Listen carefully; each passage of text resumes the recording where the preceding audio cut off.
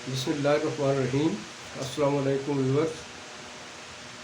आज आपकी खिदमत में इलेक्शन 2021 आज़ाद कश्मीर के हवाले से हाज़िर हूँ। यकीनन आज की डिटेल आपने सोशल मीडिया पे मुलाज़ा फरमाई होगी और साथ साथ कुछ मकामी लोगों ने डायरेक्टली इसको विटनेस किया होगा, तो आपके पास यकीन मुझसे ज़्यादा करंट डिटेल होगी। तो मैं क्योंकि अपना एक व्यू पॉइंट रखता हूँ और अपना व्यू पॉइंट आप तक पहुँचाना चाहता हूँ कि इस वक्त तक के जो रिज़ल्ट हमारे पास पहुँचे हैं और उसके ऊपर क्या सिचुएशन बनती है या क्या कुछ कहना चाहिए। तो रिज़ल्ट 5 बजे रिज़ल्ट टाइम था ख़त्म होने का। 5 से अब 11 बज चुके हैं रात के, अभी तक रिज़ल्ट मुकम्मल तौर पर नहीं पहुंच सका। कुल 45 हल्के हैं और अफसोस की बात है कि इन 45 हल्कों का रिज़ल्ट 6 घंटे गुजर जाने के बावजूद भी नहीं पहुंचा, जो इलेक्शन कमीशन के लिए बहुत बड़ा सवालिया निशान है। आगे चलते हैं। अब तक की डिटेल के मुताबिक 18 सीटें निकालने में PTI कामयाब हो चुकी है और बाकी जमातें पीपल्स पार्टी और नून लीग 4 सीटें और MC 1 सीट इस वक्त तक की डिटेल है, या इससे कम बेशक क्योंकि थोड़ी बहुत चेंज हो चुकी होगी। तो कहने का मकसद ये है कि मुकम्मल रिजल्ट अभी नहीं आया, लेकिन PTI को ये कन्फर्म हो गया कि 18 सीटें मिल चुकी हैं। इसका मतलब ये हुआ कि PTI आज़ाद कश्मीर में हुकूमत बनाने में कामयाब हो जाएगी। तो गोया पाकिस्तान में 25 जुलाई 2018 यकीनन जनाब इमरान खान साहब तब्दीली लेकर आए और 25 जुलाई 2018 को जो इलेक्शन हुए उसमें उन्हें कामयाबी हुई। और आज आज़ाद कश्मीर में 25 जुलाई की तारीख है, मगर सन चेंज हो गया 2021, 3 साल के बाद इलेक्शन हुए।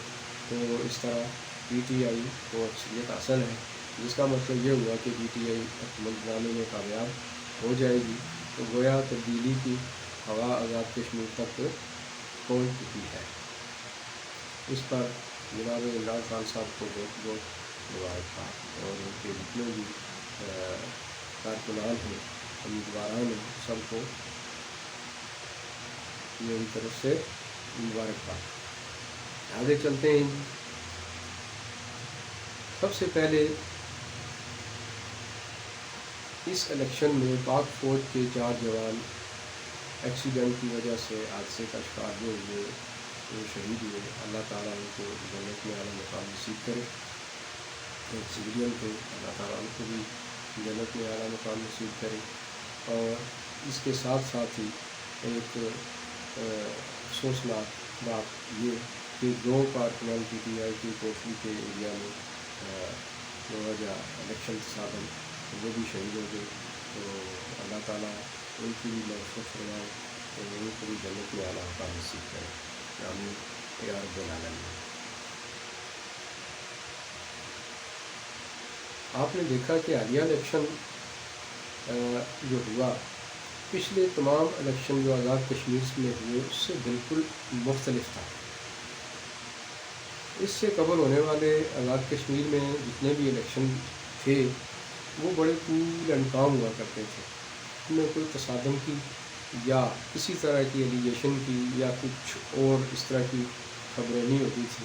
बड़ा कूल एंड काम इलेक्शन होता था और किसी तरह की कोई बदनज़मी सामने नहीं आती थी। तो अब इस बार इस इलेक्शन में बिल्कुल ही बदल के सामने आया है।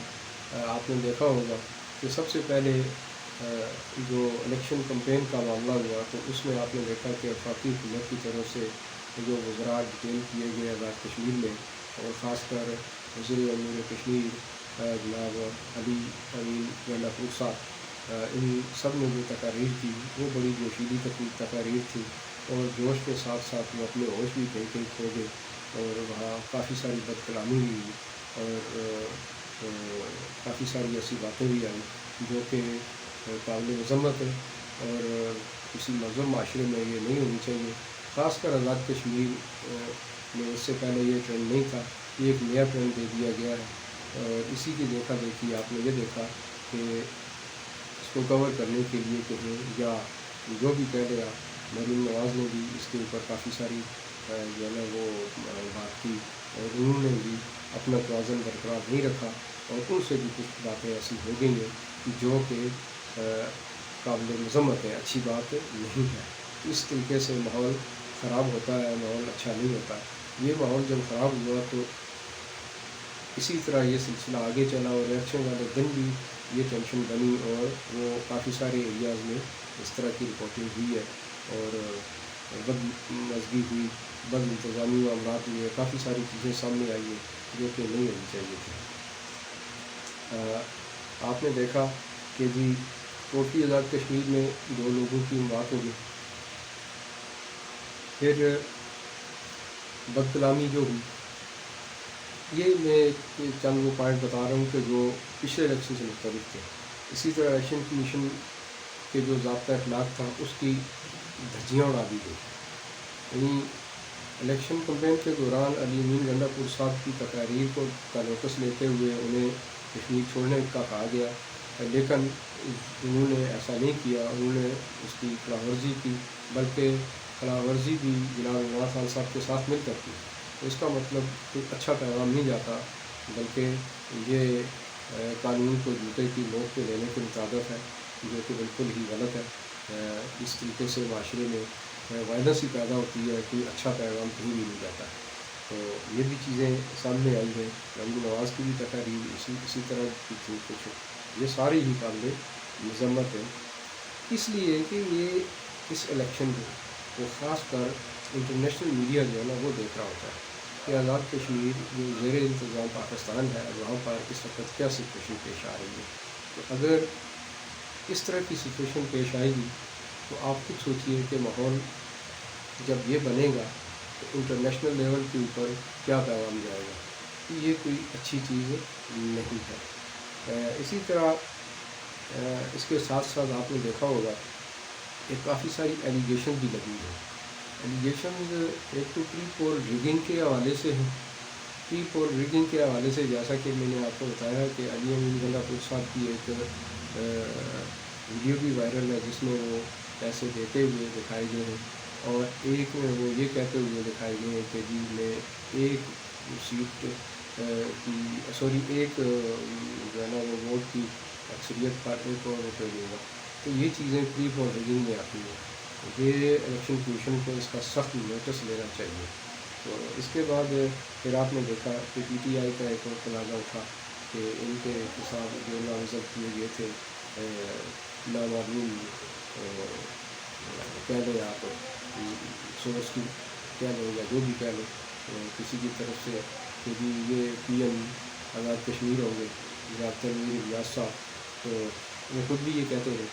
تو جب یہ چیز ہے تو وہ ایک پاکستان آرمی کے بریگیڈیئر نعیم صاحب اور ان کے ساتھ کا ایک معاملہ ایک سوشل میڈیا کی دنیا کے بنا اور جموں کشمیر پروگراموں میں بھی وہ رپورٹ ہوا.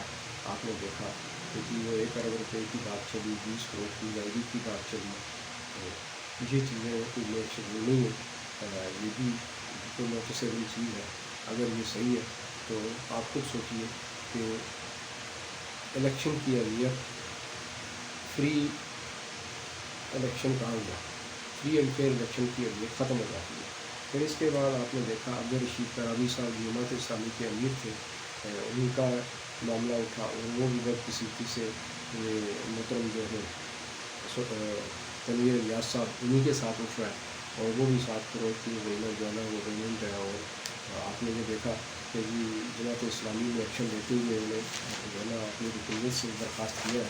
یہ چیزیں ساری نوٹسیبل ہیں. اس کے علاوہ آپ یہ دیکھیے کہ آج ہی کے دن ایک شاکر سلنگی صاحب سوشل میڈیا پہ وہ ویلاگ کرتے ہیں، انہوں نے یہ آج اپنی ویلاگ میں یہ کہا کہ جی ڈی آئی خان سے 906 امیدواران 906 اہلکاران کو 20 لوگوں آزاد کشمیر بھیجے گئے.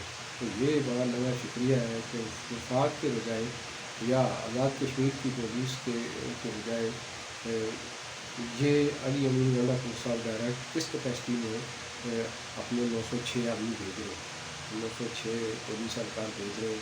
تو یہ ایک بڑی کوشچنیبل بات ہے, اور اس پر بھی الیکشن کمیشن کو نظر رکھنی چاہیے اور اس پر بھی نوٹس لینا چاہیے. یہ ویڈیو باقاعدہ وائرل ہے.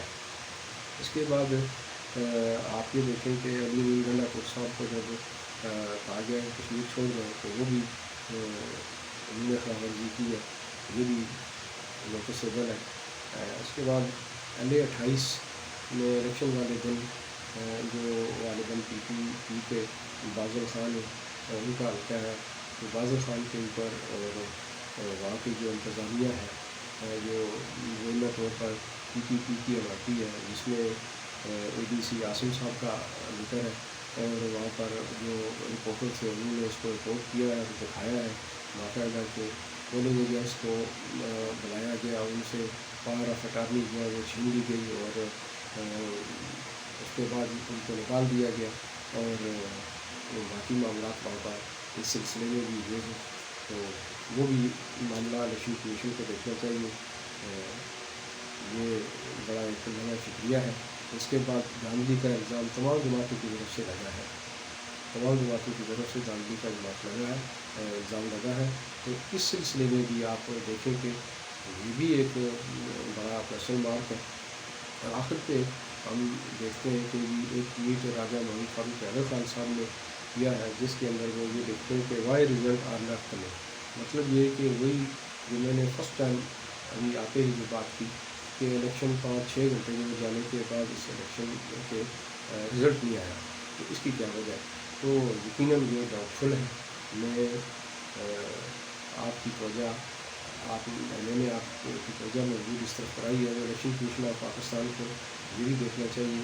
تو یہ چیزیں جو ہے نا وہ رزلٹ کو ڈاؤٹ فل بناتی ہیں.